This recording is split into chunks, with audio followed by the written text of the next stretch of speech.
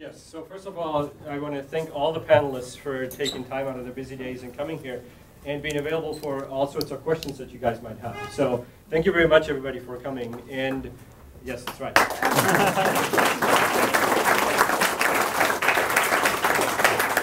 And I would just like to take a minute and introduce everybody real quick, and then they'll tell you a little bit more about their background, how they got interested in different fields. We've got a whole variety of fields here. Or panelists from different fields, and they'll take a minute and introduce themselves more afterwards, and then you get a chance to ask all sorts of questions that you might have about the different fields, or about transferring, or about careers, all those kinds of things. So over on, let's see, your left-hand side, Juan Cepeda, who is used to be an SBCC student here, or I don't know, maybe you still consider yourself an SBCC student, I'm not entirely sure, but he's transferring, in the process of transferring to Cal State Northridge, and he's a computer science major. And then we have Haley Cox, who's at the UCLA School of Dentistry, and she's the student body president there. Next to her, Alex Lee, also at the UCLA School of Dentistry. And then Josephine Rodriguez, who's with the National Center for Ecological Analysis and Synthesis, short NCs at UCSB, so she's a postdoc there. And Armando Velos from Moog Incorporated, which is an engineering company in town. Okay, so again, thank you very much. And like I said, if you could take a minute and just introduce yourselves again a little bit and tell folks where you're coming from, what you're doing, those kinds of things. Okay, Juan. So, hello everybody. My name is Juan Cepeda. Actually, I'm from San Ynez High School. Who's from San Ynez? At least 1, 2, 3 people. Okay, so from San Ynez High School. I graduated back in 2008, so it seems like a long time, but we'll see about that. And I decided to come here to Santa Barbara City College. At first, I was really unsure if I wanted to do computer science. I knew I wanted to do something in computer science. So actually, I have one of those stories where I actually compared computer engineering and computer science, chose what seemed to be the easiest, went to computer science, but actually turns out it's probably one of the most math-heavy ones, so that was good. And I've been here at Santa Barbara City College for about 4 years. I've done many things, been involved in many clubs. Very fortunate. I was one of the founding vice presidents for a club called SHIP, the Society of Hispanic Professional Engineers. Also was part of IDEAS, an AB 540 organization group. Also, I have gone to many conferences, talked to a lot of industry, and I don't know, I can answer questions about, well, industry. I actually worked at a company, a startup company here in Goleta called True Vision 3D Surgical, medical device company. And actually this last summer, I also participated in research at UCSB, the INSET program. And I did computer science work there, just analyzing like social graphs and just building tools. So just a little bit about myself and the questions I can answer. Hi, I'm Haley Cox. I grew up here in Santa Barbara. My mom is actually a physics professor here. She talked to you earlier, Jody Simpson. I kind of started out loving science first. Dental school wasn't the first objective. I think I came ever since high school. I always loved science. I knew that that would open doors in the future. So I kind of went into college thinking something in the science realm. And I've also always loved being around people. So that's how I kind of came to the idea of, all right, let's do something in healthcare. Then for most of my college years, I thought I wanted to be a doctor. Then in the last couple of years, I realized that there are other ways to go into healthcare without going down the medical school route. And for me, dentistry became the perfect balance of having a normal career, having a normal 9-to-5 job, but still feeling like I'm helping people, that I'm doing a service for other people, and that I'm also can still use my science background.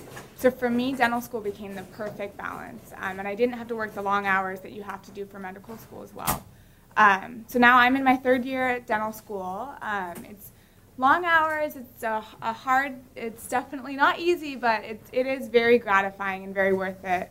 Certain things, like we do a lot of service work at UCLA. So we go out into the community and we do sealants and we educate children on dentistry. We actually last year went to Honduras and did a dental mission trip there, so we were able to provide the whole community there with free dental work. So that was pretty cool thing to do. It's a tangible, tangible goal that you're able to accomplish. So yeah, I really encourage anyone here to think about something in the healthcare field, whether it's dentistry or medicine or pharmacology or ophthalmology. There's a lot of things you can do with healthcare, but it really starts with the love for science. So. Right.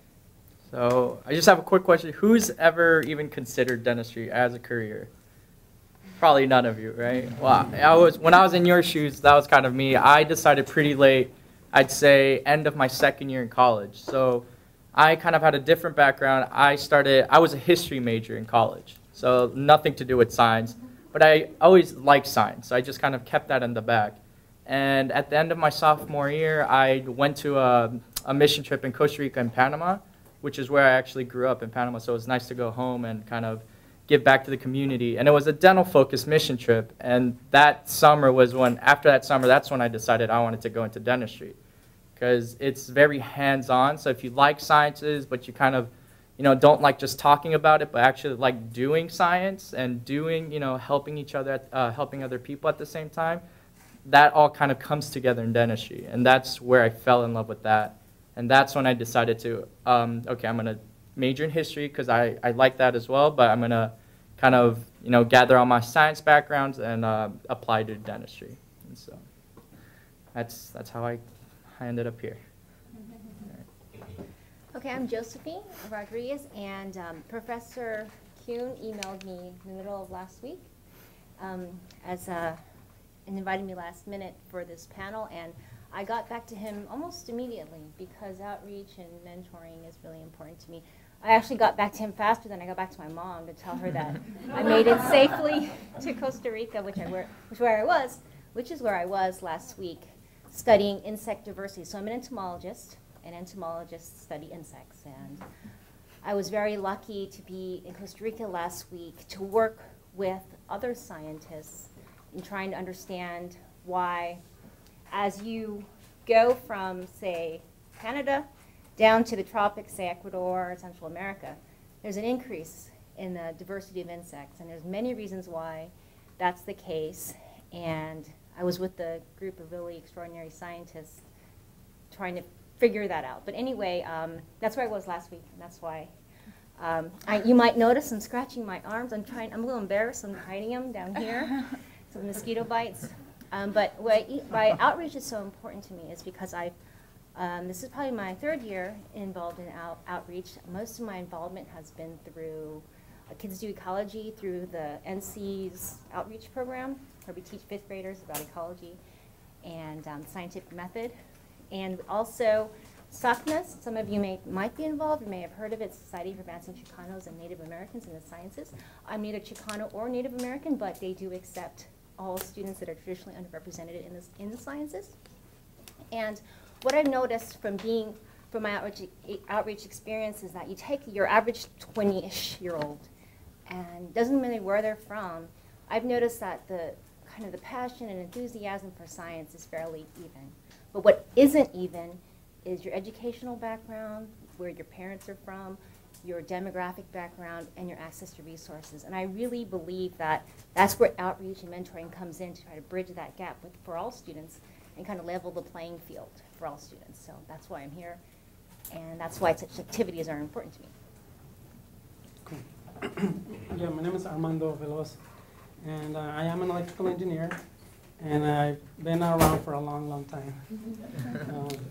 It all started when I was about 10 or 11 years old back in Mexico. My older brother, gave me as a gift a little radio. They don't even make this anymore, I don't think. It was a little radio made out of discrete transistors, which are individual components. And I used to listen to the thing every day, baseball games from across the border in San Diego.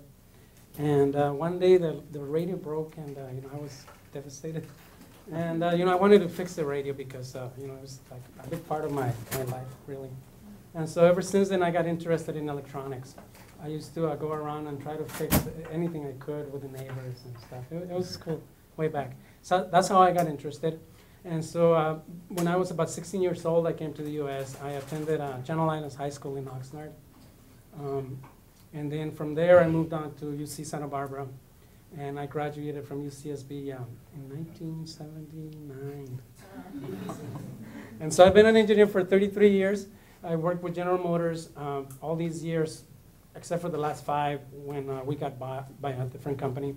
I worked in automotive applications, I worked in aerospace applications, and I work currently in military applications. And so I have a lot of experience. And one important thing that you mentioned is reason that we keep doing this is outreach. I was telling Dr. Kuhn that when I graduated from UCSB, there was like 6 of us that graduated with a lot of help. You know, we used to have a program called Equal Opportunity Program, which no longer exists, I don't think. But there's a lot of other programs like this one that will help you get to college, take all the advantage of these and a bunch of other resources you have. I'm an external vice president of the professional chapter of SHIP. Juan mentioned SHIP. And part of our programs is being mentors. We have a mentorship program with City College and with UCSB. And we try to attend as many of the meetings as we can and participate in a lot of the activities. We give out scholarships to both student chapters. And you know, it's the outreach. We try to make it as not easy, because it's not easy, as less difficult as we can for you. If you can concentrate on your studies 100% and get the good grades, that's the best thing you can do. And we'll try to help as much as we can. That's it.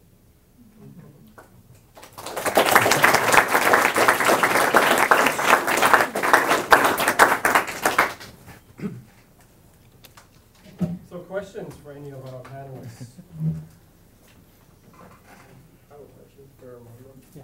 Since you said that you worked with electronics in the beginning, when you were working in GM with automotive, were you working for like electrical components of that car? Yes. Yeah, Exactly. good question. Yeah, back in '84, we were working for the model year '86, and we had here in Santa Barbara, our company was called Delco Electronics, which was part of GM. And in the old days, Delco Electronics was well known for radios and the GM cars. Older people might know. But yeah, and we had several. You know, GM built the whole car, but it was, you know, you need a big team of people to come up with a car. And we had the electronics for the car, and we had the entertainment center, and it was for the entertainment center displays and several components. But the cool ones were the entertainment center, which was kind of like for the Buick Riviera, no longer around. We used to make a CRT. We were way ahead of our time. A CRT with a touch screen. You might have to just tell them what CRT is. Oh, a CRT is a cathode ray tube.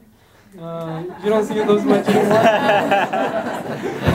It's equivalent to a LCD, like your slim TV. It used to be made out of a vacuum tube with it's a big screens way back.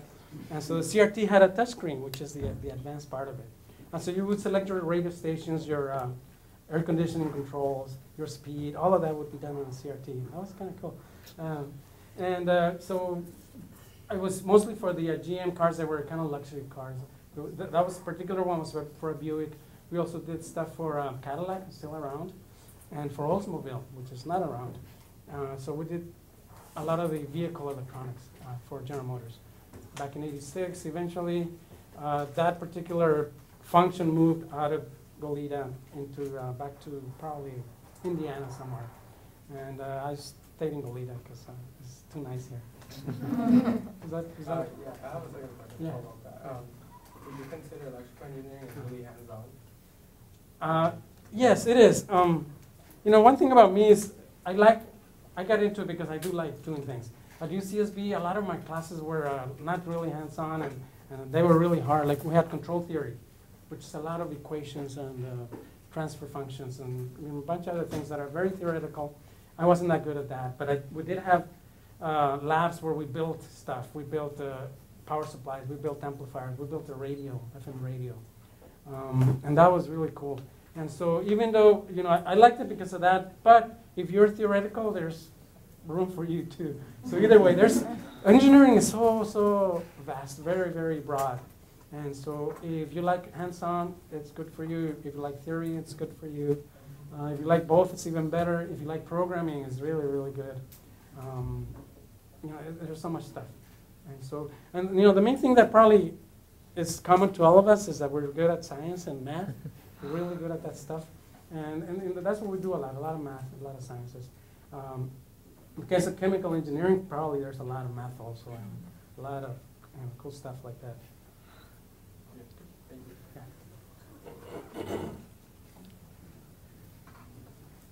Josephine, Yes. what kind of work did you just do at Costa Rica?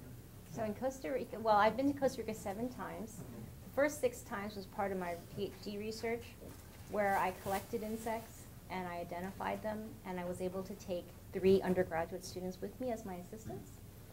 And also in Costa Rica, I was able to work with a really famous tropical biologist. His name is Daniel Jansen. And he wasn't my PhD advisor, but he was more my academic mentor.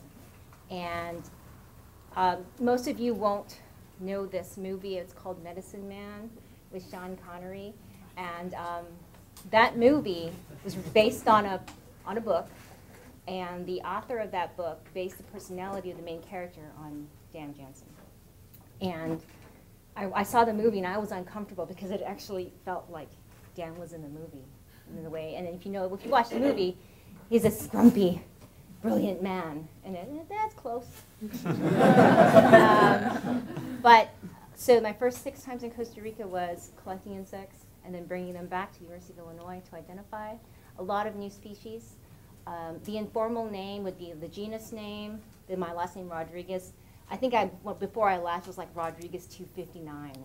So there's some 259 species of parasitic wasps, that's what I work on, that are new, that are in the process of being identified. And this last visit to Costa Rica was more of it's called a working group, where we use existing data and we collaborate with different kinds of scientists. So there were chemists in our group, there were ecologists in our group, and there were entomologists in our group, and we had a set of questions that we were interested in, and then we were collaborating on approaches on how to answer those questions, as well as what kind of data we had to even use for those questions. But Costa Rica is fun. Entomologists do a lot of traveling. Not that you should just be an entomologist because you want to travel, but it's a perk. This year I was in Switzerland and Costa Rica. Last year I was in Switzerland and Sweden, and the year before I was in Switzerland again. And I've been to Ecuador, and in Costa Rica several times. So it's fun. It's fun. So now Yes? Switzerland, were you actually looking for insects, or were you doing research? Actually, for Switzerland, I was collaborating with a theoretical ecologist who happened to get a tenure-track position through the Swiss Federal Institute of Aquatic Science and Technology. We had to work together, and it was just easier for me to go to Switzerland. So it was just easier. It's like, fine, I'll go visit you. And then my work is very generous about supporting collaborations like that. So I've been to Switzerland 3 times. Work.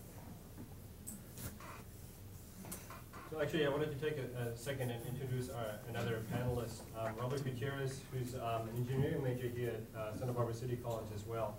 And he's a bioengineering major, am I getting that right? Yes. Yes. Okay, and Robert, similarly to what Juan was mentioning a minute ago, Robert also is just coming back from a research internship for the summer, different place, and I'm sure he's going to tell you a little bit about that as well. But so both Robert and Juan have experience in that. In terms of research experiences over the summer.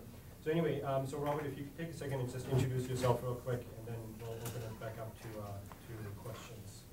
Okay. Hello everybody, my name is Roberto Gutierrez, and I am a rising sophomore for like the 4th time here at, for the 4th year here at Santa Barbara City College, and I just got back from Brown University, which is out in Rhode Island in the northern eastern part of the United States. With let me tell you, it was quite different.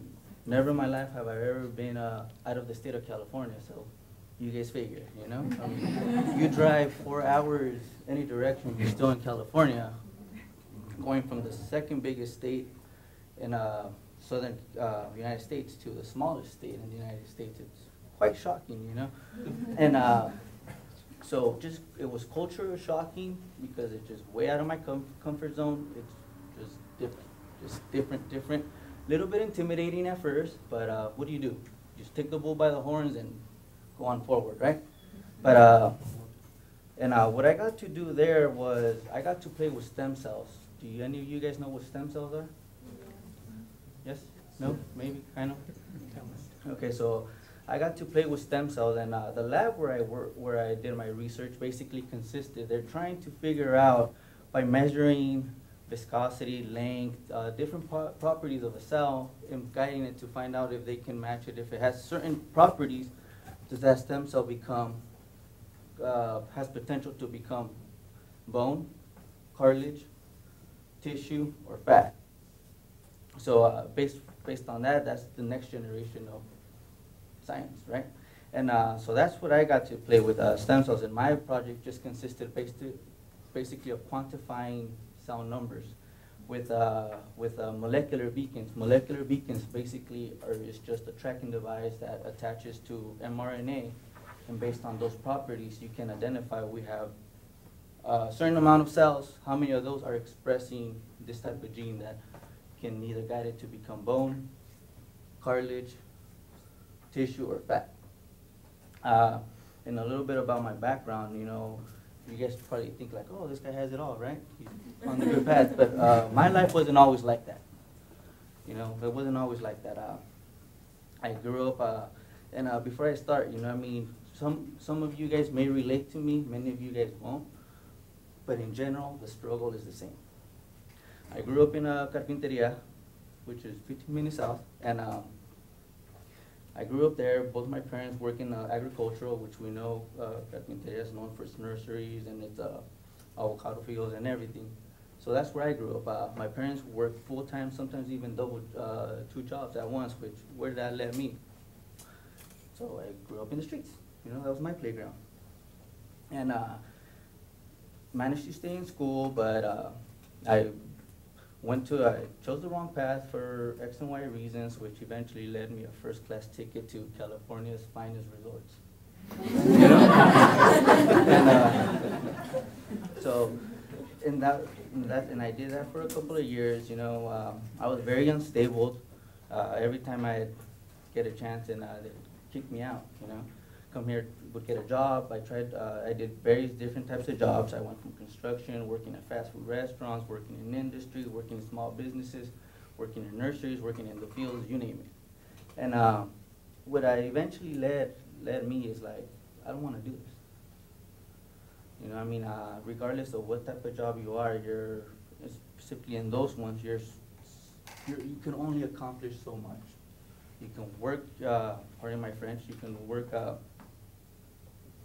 don't want to use that word, but you can work hard, right? But you will only accomplish to a certain level. So then, like, I don't want to do this, you know, so working sometimes from 6 in the morning until 6 in the afternoon, you know, what do? You're tired, you do everything, like, I want more, you know, I'm smarter than that. So I decided to come back to school. And at first, I was undecisive. I didn't know what I wanted to do, you know? So like, what the hell, you know? Take some general classes, see where it takes me. First, I wanted to do counseling. But I guess I just didn't have the patience for it. So then I said, I'm gonna try psychology. And I got discouraged from doing psychology. Then I said, okay, I'm gonna try sociology. And everybody and their mom was doing sociology, so from there it's just like, what am I good at? What do I want to do? What do I see? So I started looking at my surroundings, and then I said, well, I'm good with numbers, I'm good with my hands, and I like to experiment, you know. So I chose engineering, but then within engineering, you still have, you know, chemical engineering, electrical engineering, mechanical, and so forth. So then from there, it's like, what do you do? You know, what do I want to do? And I started looking at options. You know, started looking at my surroundings and everything, and that's when reality hit. You know, my father, who worked in nurseries for the past 30-something years, you know, got diagnosed with osteoarthritis, which is when your cartilage in your knees is gone, and both his knees are shot. His spine is also pinching of nerves. So basically old age is kicking in. So then from there you just see and like, what do you want to do? Well, I want to do stem cell research. Well, I could do. You can take something where instead of how can I put it out? If you guys can take your own cell and make it a stem cell from your own body, control it, guide it to a certain thing, recreate what you want, and then implant it back to your body won't reject it because it's you. And so that's what led me into bioengineering. And like I said, after that, you know, I mean, I when I came back, I started really low, so I had to reteach myself everything. I started in low math, low English, low everything. You know, but like I said, I've been here for quite some time, and like I said, a rising sophomore for the last 4 years. You know, but don't get discouraged. You know, that's just my story. You know, but like when I say that the struggles are the same, I don't know where you guys are at what type of levels, and I think, but you guys eventually, engineers, scientists, you guys eventually have to take the same classes. And let me tell you, it's not a walk in the park. You know, it's a challenge. Overall, it's a challenge, but at the end, it's worth it. You know, I would see my buddy here, you know, computer programming, you know, sitting there, stressed out, you know, trying to figure out a thing, and then out of nowhere he goes, yes, because he figured out the problem. Same thing with us, you know. I mean, same thing, and just in thing. You struggle, you work at, you know, you struggle, but eventually you get there. One motto I like to live by is, work hard in times of peace, therefore you shall cry less in times of war. You can apply it to anything you guys want, and yeah, you know, I mean, it's just like I said, it's not a walk in the park, but it's very rewarding at the end. It's challenging, but you know, just stick through it. You know, there's times where you guys will have self-doubt. You know, you guys, I can't do this, I can't do it, but just stick through it. You know, look at me, I've been here 4 years, you know? But, and I went from the bottom up, you know? I know what it is to feel like being at the bottom of the pit, looking up. Now I want to be on the top, looking down. And yeah. Any questions?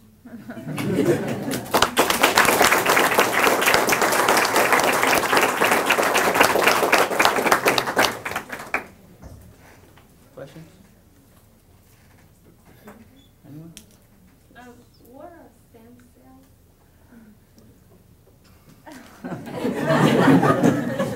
Okay, a stem cell is basically if I could put it in simple terms, like a baby cell, like something that you have, you know, something with nucleus or something, you know, it still has, it's just, yeah, a baby, it's like a baby. Look at it as a baby.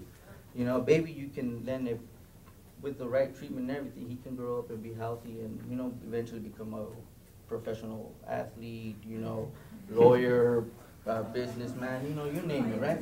But you have to guide it in simple terms. Same thing with a stem cell, you know. Here it is, and then once you find out where you can, what properties it has, you can guide it to go become bone. But I mean, not just bone, you know, I mean, it's a process, you know, then it starts developing into the certain characteristics. And then you have cartilage. Okay, I never made a test.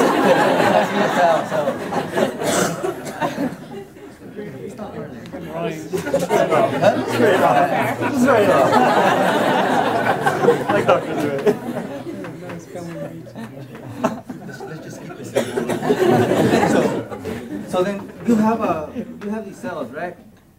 Who from here, this is what they call polyportant, something like that. So then from there, once you find the characteristics, it goes in through here, and then from here, you just keep guiding it. Once it starts differentiating, meaning start dividing mitosis, meiosis, and all the good stuff, you know? Then here it'll become, you know, boom. Right? And same thing. So that's what it is. It's just basically like a little baby. And then you just gotta nurture it and keep it happy and steer it.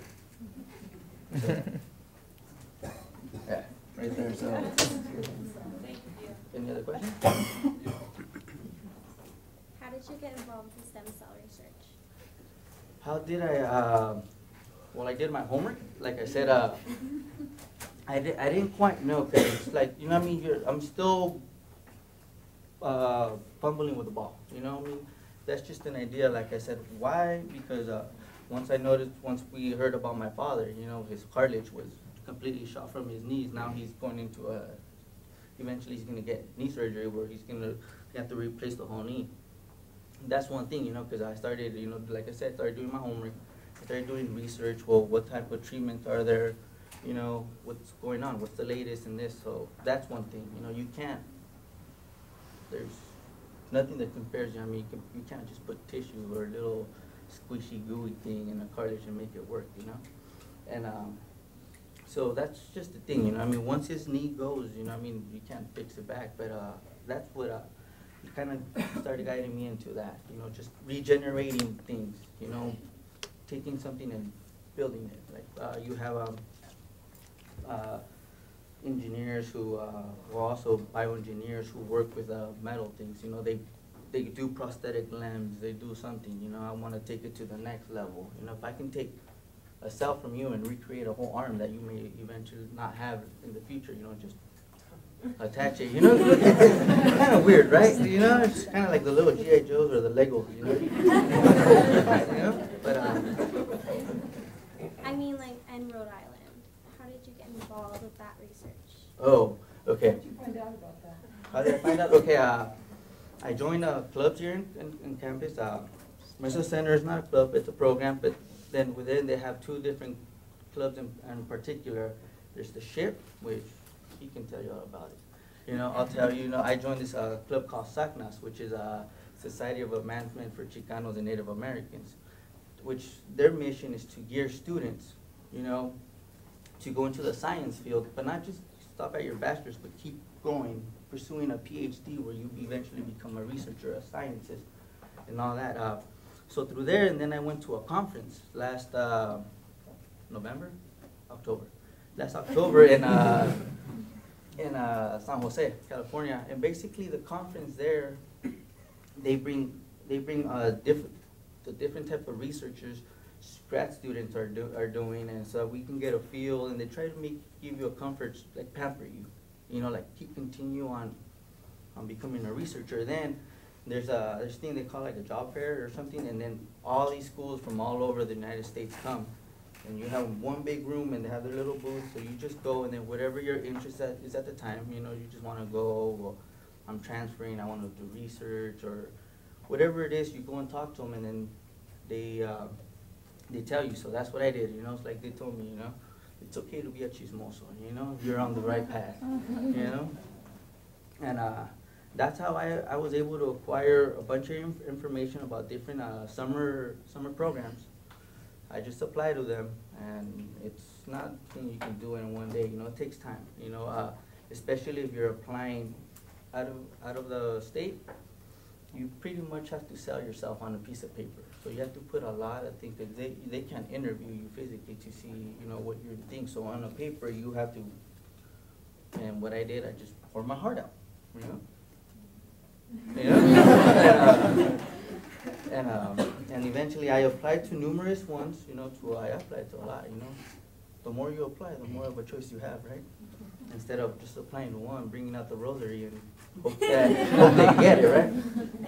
And so eventually I applied to this particular program called the Leadership Alliance, which is one application, goes to 3, possible 4 different schools of your choosing. And so, you know, I mean, I don't know, like I said, prior to going out there, my realm was just within California. You know, I didn't know what an Ivy League school was. I didn't know what other schools were. I didn't even know the East Coast even existed, you know? So I started applying, and I applied to Brown. What was Brown? And so I heard back from them, and you know, it's like, oh, look, I got an acceptance to Brown, and everyone's like, oh my gosh, Brown, you know, like, you know, but that's because like I said, I was isolated. My realm, my playground is just the state of California, but that's how I got it. That's how I got acquired. And once I got accepted, they told me who my professor was going to be in what lab, so I emailed him. I followed up and stayed in contact with him and told him a little bit about my interests. Like I said, I'm still testing the waters, you know. And so he told me, you know, I mean, I work with stem cells. I do this, you know, we'll be glad to take you in. And then once I got there, you know, I just started picking their brains, you know, asking questions. Does that answer your question? I'm going to embarrass you, Robert. You put in a lot of hours in writing that essay. A lot. And, you know, a lot of people comment and help them edit that essay, but I've never seen a student work really hard in putting his personality on paper. Now, the other thing I wanted you to because I can't remember, otherwise I would say it. How many applications were there, and how many students were accepted? Oh, okay. There were. So luckily, Brown is kind of like the White House where that whole program started. That's like the center. That was headquarters, and I got to meet and talk to the faculty there and the people for the program. So you know, like I said, I'm a curious George. You know, I like to ask questions. You know, I may not like the answer, but I'll ask the question. You know, and I asked, you know, how many applicants did you guys receive? You know, and they're like, okay, we received about 1,273 applications. And how many students got it? 472. So that's just for that particular program. I mean, there's endless of research opportunities out there, but just for that particular program. So, you know, it kind of flatters you. You know, once I heard like, yes, I got it. You know? But yeah, that's so out of 1,273 applications, 400 students got accepted. And so I asked, you know, well, what do you guys look for? You know, at first I thought it was all grades, you know, because my notion is at the end of the day, no matter what it is, you're always measured by your grade. And so I asked, you know, so what do you guys look for in that particular application, you know? And then, interestingly, they said, first we look at the letter of recommendation from whoever, your professor, whoever you acquire it from. Then they look at your personal statement. And the people they look for is people who want to go to the next frontier, who want, you know, who are thinking of grad school. If you're thinking about bachelor's and I just want to be interested, they won't take you. They want you to know, and they ask you specific questions. Well, what interest are you in? What type of research you want to do? So that's where you have to come into play and do your homework. You know, what do you like? What are you interested in? And then after that, then they look at your grades. And to see, and then one thing they told me also is like you can be a 4.0 student, perfect in every angle they look at you, but if they don't have the interest that you have at that school, they won't take you because they won't have a match. Any more questions? Come on, guys. Just a general question for everybody, right? You mentioned, it sounds like joining clubs is a good idea, you know, as an undergrad. It seems like that helped you, but you've all mentioned that, you know, studying science can be challenging. I mean, the classes you have to get through. So any other things when you were just beginning that helped you pass some of these harder, or classes that are harder for you? Like, any strategies? Anybody? Sorry. Network, make friends. Because you try to be the lonesome ranger and try to hustle it out, it gets pretty overwhelming. And sometimes you may not know the answer, but she may. Network, form study groups. I don't know, what about you guys? It's difficult, but you have to think of it as like a labor of love. I hated chemistry. I hated physics, but I realized it's something I had to do. And I was fortunate that I had the mindset that I was grateful to be able to have access to an education, because there are alternatives to being educated, and I knew there were other alternatives, and I didn't want that for myself. So yeah, you're going to have classes you don't like, and you're going to be irritated, but be grateful for that opportunity, because you don't want to take that for granted. You don't want to be, I don't know, say at the end of your life thinking, God, I wish I worked harder in this, or I wish I worked harder in that. You don't want to look back and do that. You want to just work hard now while you have the chance. When you're 18, gosh, you guys are so young. Like I said, 20, you just be grateful for the challenges that are given to you, because not everyone gets that opportunity. Yeah. I mean, in dental school, kind of along that same lines, it's Haley and I kind of both get frustrated because dental school is a lot of work, and sometimes you're there and you're like, oh, you're drilling on plastic teeth, and you show it to the teacher, and the teacher asks you to do it again. But what they tell you is, you want to make the mistakes now. This is your chance to kind of experiment and work hard in times of peace. So when war comes, you're not scratching your head like, oh my God, what am I going to do now? So I mean, this is your chance to ask questions, experiment. You're still young. You are all baby cells right now.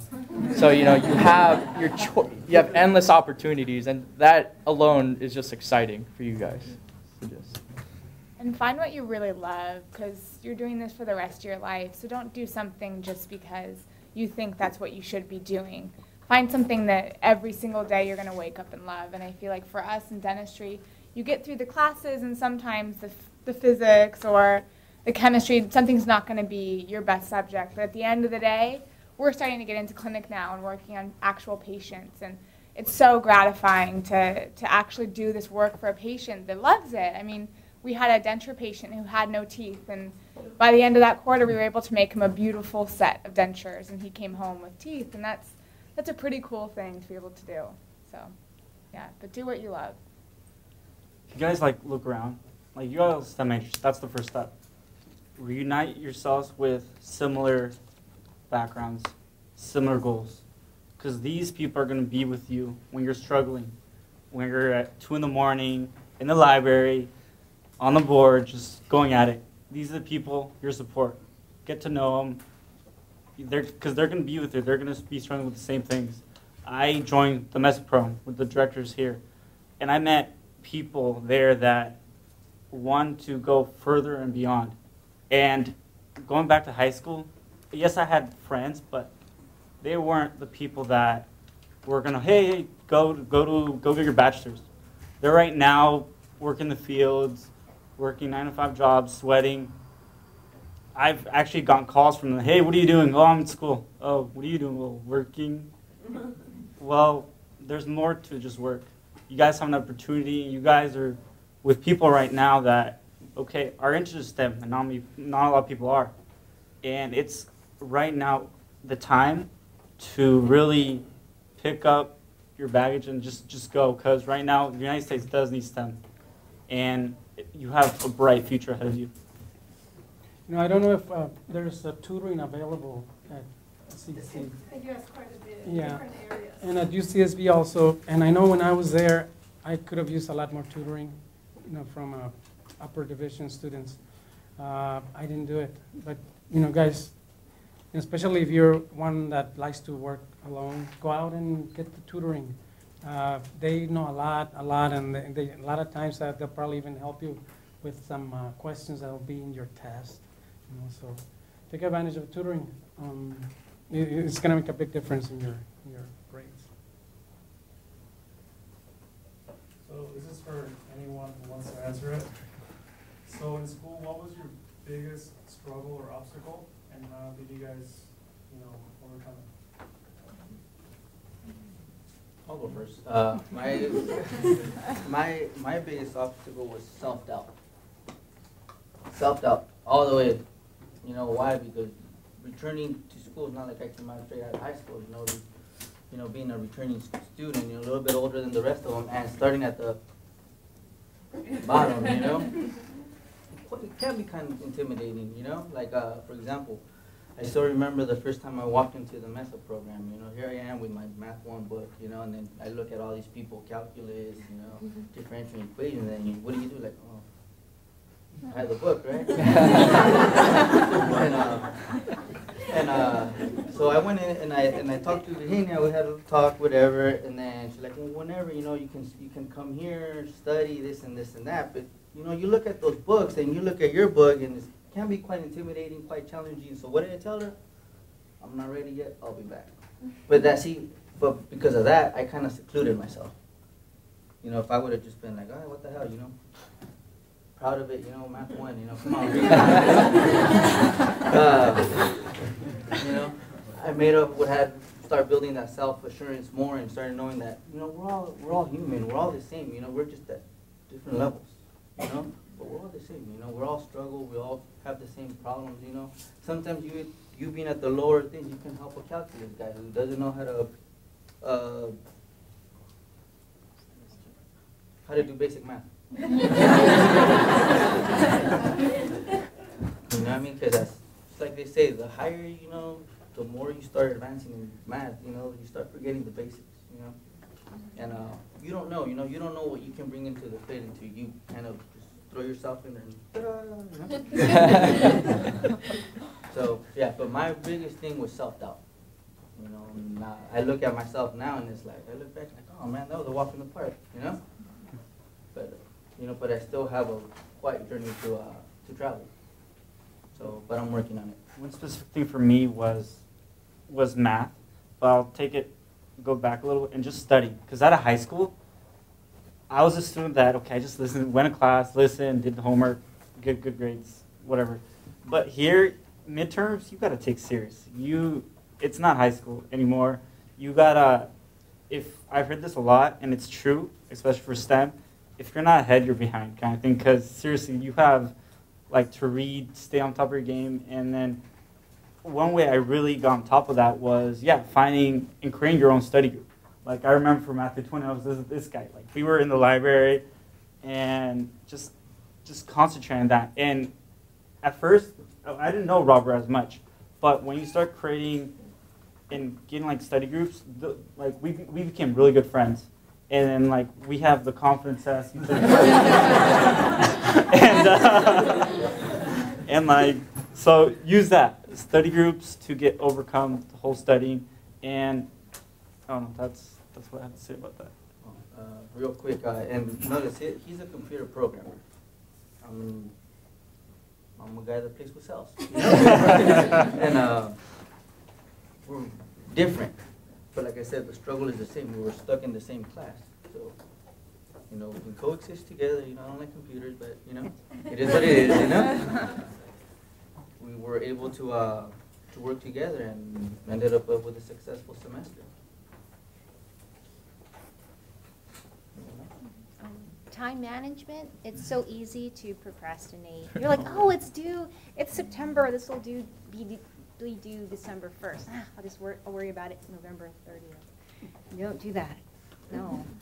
You don't. Procrastination has plagued me personally, and I just know it's a problem. I don't know how to get around it because I'm still working on how to get around procrastination issues, but what I'm learning is that when you procrastinate on something, you're probably intimidated by it. So it's whatever thing you're procrastinating on, try to understand why, and you're probably fearful of something like, oh, I can't do it. You really just have to find that courage in that from within and just face it and do it, because that is going to be a problem. If you have 5 classes and you all have at the end of the semester a project, and you're not working on them all throughout the semester, well, it's going to be hell at the end of the semester, and you're trying to do a semester's worth of work for 5 classes and whatever last week of courses. So if you find yourself procrastinating, kick yourself or do whatever so you just get out of that mode and don't fall in the trap of procrastinating. There we go. Okay. For me, I think the hardest was choices, just making choices. Just because I went to a high school in Panama that was 32 kids in my graduating class. It was very small. You know, going to a 4-year college in Philadelphia, I was just overwhelmed. You know, just number of students, number of majors, number of things I could possibly do. So it was an exciting time, but it was also an overwhelming time. So I didn't know what I wanted to do, and I was just kind of interested in everything and nothing at the same time. And just kind of, that's where the networking comes in and the question asking comes in. You want to go shadow people, you want to talk to people just to get to know more about your options. And I think that was just one of the hardest things. And dentistry being so specific to the body, it was just kind of something I had to go out there and try it on my own and, you know, ask myself, is this what I want to do? I think for me it was the realization that at some point in your career you're not going to be good at something. College for me was actually a little bit easier. Had a great education at Santa Barbara High School and had grown up with a physics teacher for a mom, so I had a really good background in science. But coming into dental school, it's much more hands-on. So half of it is the classes, but half of it is the actual hand skills. And I had never really, I played piano when I was younger, but nothing really hand skills based. So I think for me was kind of realizing, oh wow, I'm not good at first time at doing dentistry, but then I realized you can get good at anything with practice. You just have to get in there, keep trying and go for it, and keep trying and trying. For instance, first time I gave anesthesia, if you give a shot when you go to the dentist, I was so nervous and I had to do it on Alex and I was shaking. I was just going crazy. I had it in my left hand shaking and Alex had to tell me, Haley, you're not left-handed, switch your hand. But I realized that I just kind of had to jump back in there. I was so nervous, but went back in and just tried it, and every time it gets better and better. So, yeah, just jump in there and try it. Don't be scared. Yeah, to me, it's kind of like a combination of procrastination and the fast pace at the university. It's a quarter system. You have 10 weeks to complete a course, and being procrastinator a little bit plus the really fast pace makes it really, really hard. It's a bad combination. But I'm gotten a lot better now at the real work. Real work is kind of just similar to school, but there is a little more flexibility. You can slip schedules and stuff. You don't want to do it, but it happens. But in school, you have your 10 weeks at the university, and then you're done with your finals. You get your grade, you move on. If you get good grades, good. If not, you always have a chance to take it over. But yeah, try to avoid procrastinating, and especially when you end up transferring to a quarter school instead of a semester. You have a semester system here. I probably should have attended a semester-based school at first because I did take a couple of classes here, and the pace I liked it a lot better because you actually learn a little more having all that time. You mentioned practice. It takes a lot of hours to become an expert at something. It takes about 10,000 hours. If you have a quarter system, you're not going to become an expert. You're going to take the course, you're going to take the test, but you'll never really be good at it until afterwards. But before you get up and grab your lunch, I'd like to again thank all the panelists for their time in terms of coming here.